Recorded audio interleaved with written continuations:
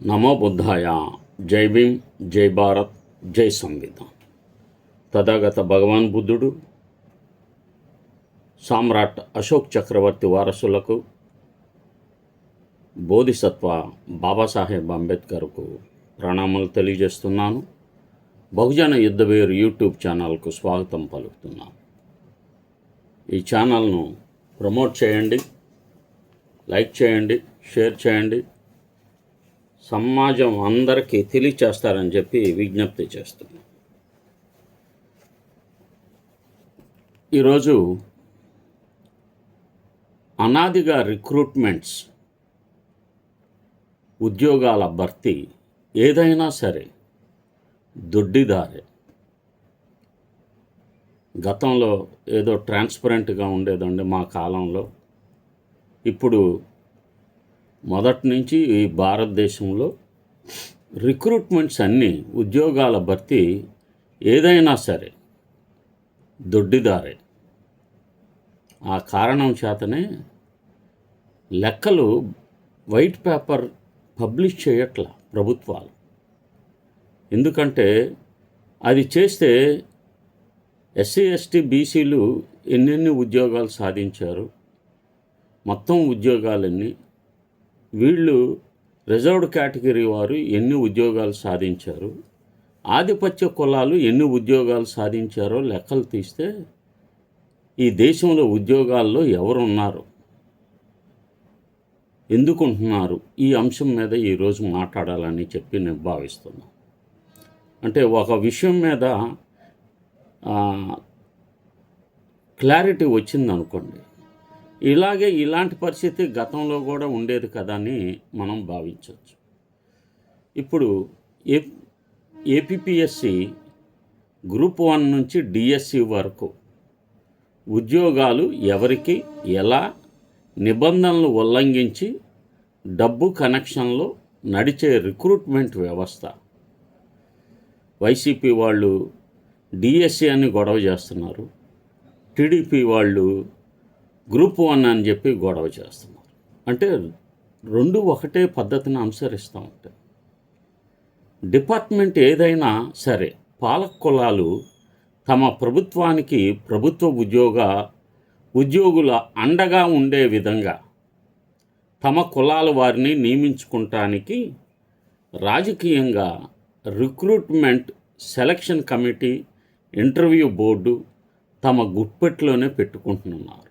ఒక పేపర్ లీకే కాదు, వివిధ ఉన్నత విద్యా సంస్థల్లో సీట్లు సాధించడానికి సర్వం దొడ్డి మార్గమే. భారతదేశంలో సర్వం మాయ, మెరిట్ పెద్ద బోటకం. ఈ దొడ్డి మార్గం, కుట్రలు కుతంత్రాలు తెలియని నిరుద్యోగులు రిజర్వేషన్ల వల్లనే తమకు ఉద్యోగాలు రావడం లేదని అసత్య ఆరోపణలను మనసులో బలంగా నాటుకొని బాబాసాహెబ్ అంబేద్కర్ని ద్వేషిస్తూ రిజర్వేషన్ వలన ఉద్యోగాలు రాకపోవటం వలన మేము విదేశాలకు వెళుతున్నామని స్టేట్మెంట్లు ఇస్తున్నారు. కానీ రాజకీయ నాయకుల ప్రమేయం వలన తమకు అన్యాయం జరుగుతుందని ఇప్పటికీ కూడా వారు భావించడం లేదు. ఈ భావనను బద్దలు కొట్టుతూ ఆంధ్రప్రదేశ్ హైకోర్టులో గ్రూప్ 1 రిక్రూట్మెంట్లో జరిగిన స్కామ్పై సిట్ హైకోర్టులో తెలిపిన విషయాలు వింటే దిగ్భ్రాంతికి చెందుతారు. ఆంధ్రప్రదేశ్ గ్రూప్ 1 వంటి ఉన్నత స్థాయి ఉద్యోగాల ఎంపిక ప్రక్రియ ఇప్పుడు కేవలం పరీక్ష కాదు, అది అధికారం, డబ్బు, కనెక్షన్లు కలిగిన వారికి కేటాయించే వ్యవస్థగా మారింది.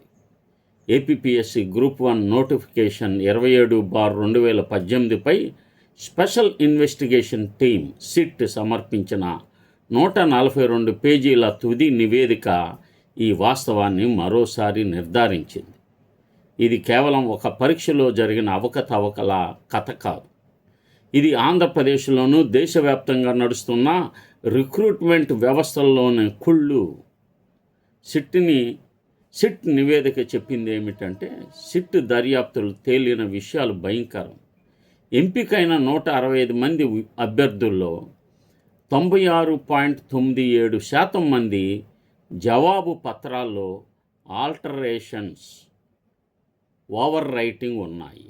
Over writing. మొత్తం 736 పేపర్లను పరిశీలిస్తే వాళ్ళు 95% పైగా పత్రాల్లో మార్పులు కనిపించాయి. కొట్టివేతలు, మళ్ళీ తిరిగి రాయడం, ఇవన్నీ. ఒకే పేపరు 3 సార్లు మూల్యాంకనం చేశారు. ఇది నిబంధనలకు స్పష్టంగా విరుద్ధం.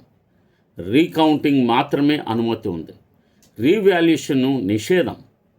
మరి ముఖ్యంగా 452 మంది అర్హత కలిగిన సబ్జెక్టు నిపుణుల ప్యానల్ను పక్కన పెట్టి 66 మంది డేటా ఎంట్రీ ఆపరేటర్లు, ఎలక్ట్రీషియన్లు, ప్లంబర్లు, 10వ తరగతి పాస్ అయిన వారు, హౌస్ వైఫ్స్, సెక్యూరిటీ గార్డులతో పేపర్లు దిద్దించారు. హైలాండ్ రిసార్ట్లో 84 రోజుల పాటు ప్రైవేట్ కస్టడీలో ఆన్సర్ స్క్రిప్టులు ఉంచారు. సీసీటీవీలు లేవు. డిజిటల్ ఎవాల్యుయేషన్ టెండర్ లేకుండా, చైర్మన్ అనుమతి లేకుండా స్నేహితుల కంపెనీకి ఇచ్చారు. 1.38 కోట్లు చెల్లించారు. తర్వాత మరో ప్రైవేటు సంస్థకు మాన్యువల్ ఎవాల్యుయేషన్ ఇచ్చి 48,442 డూప్లికేట్ ఓఎంఆర్ షీట్లు ప్రింట్ చేయించారు. ఇవన్నీ జరిగింది జగన్మోహన్ రెడ్డి ప్రభుత్వ హయాంలో. అప్పటి ఏపీపీఎస్సీ సెక్రటరీ పిఎస్ఆర్ ఆంజనేయులు కీలక పాత్ర పోషించారు. చైర్మన్ను డమ్మీగా మార్చి సొంత నిర్ణయాలతో నడిపించారు. ఉద్యోగాలు ఎవరికి వచ్చాయి? ఈ ప్రక్రియలో ఎంపికైన వారు ఎవరు? సాధారణంగా గ్రామీణ ప్రాంతాల నుంచి, పేద కుటుంబాల నుంచి కష్టపడి చదువుకున్న యువత కాదు.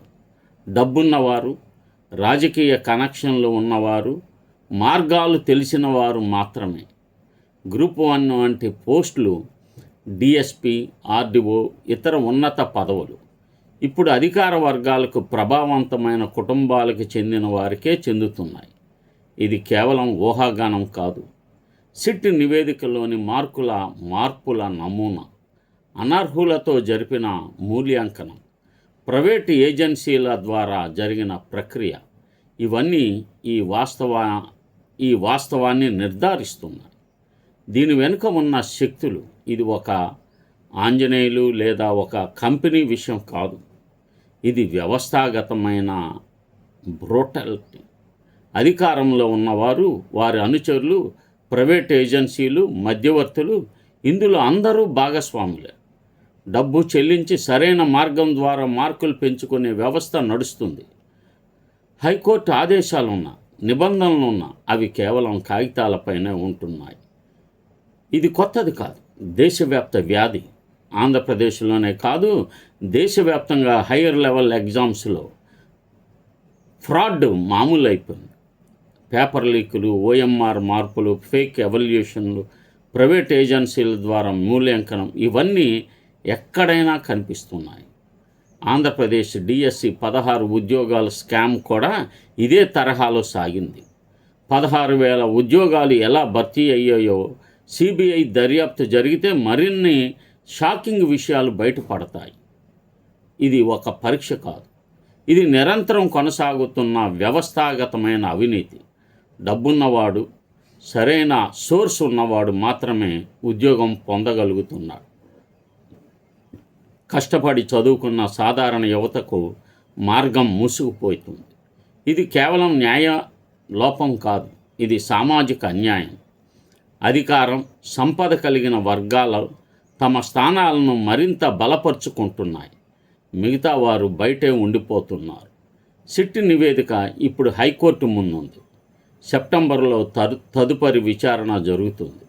165 మంది ఎంపికైన వారు ఉద్యోగాలు కొనసాగుతాయా లేదా అనేది కోర్టు నిర్ణయంపై ఆధారపడి ఉంది. కానీ అసలు ప్రశ్న ఇంకా పెద్దది. ఈ వ్యవస్థను ఎలా సరిదిద్దాలి? పేపర్ లీకులను అరికట్టడం మాత్రమే సరిపోదు. మూల్యాంకన ప్రక్రియను పూర్తిగా పారదర్శకంగా, సాంకేతికంగా బలోపేతం చేయాలి. ప్రైవేట్ ఏజెన్సీలపై ఆధారపడకూడదు. అర్హత కలిగిన నిపుణులతోనే మూల్యాంకనం జరగాలి.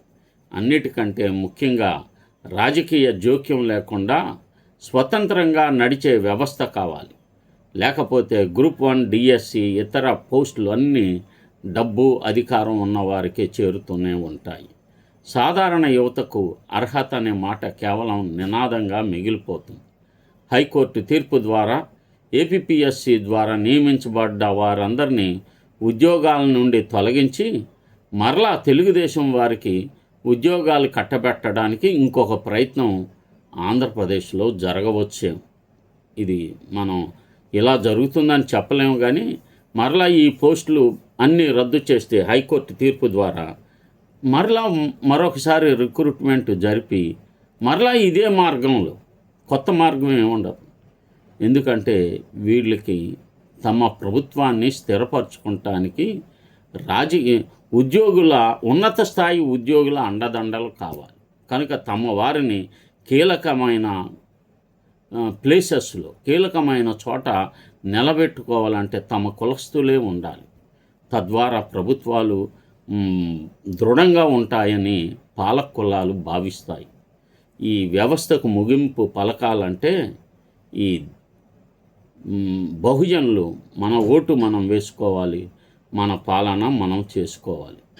ఈ మైనార్టీ కులాల చేతికి అప్పజెప్పి ఈ రాష్ట్రాన్ని చిన్నాభిన్నం చేయకూడదని చెప్పి నేను భావిస్తున్నాను. మీ అందరూ ఈ విషయాలు గమనించమని విజ్ఞప్తి చేసుకుంటూ ఈ బహుజన యుద్ధబేరి యూట్యూబ్ ఛానల్ను ప్రమోట్ చేస్తారని, లైక్ చేస్తారని భావిస్తున్నాను. జై భీమ్.